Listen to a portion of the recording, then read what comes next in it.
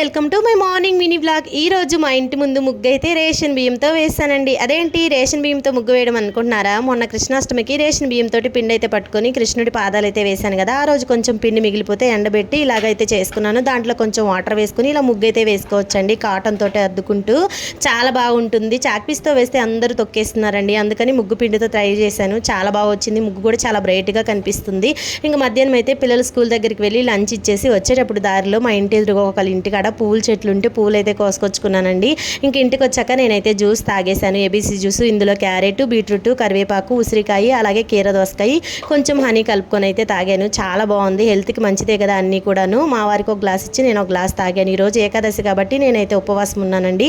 మా వారు అయితే మధ్యాహ్నం లంచ్లోకి కాకరకాయ ఫ్రై చేయమన్నారని కాకరకాయ ఫ్రై అయితే చేశానండి. మీలో ఎంతమందికి కాకరకాయ ఫ్రై అంటే ఇష్టమో కమెంట్ చేయండి. ఈ వీడియో నచ్చితే లైక్ చేయండి. ఛానల్ని ప్లీజ్ సబ్స్క్రైబ్ చేసుకోండి.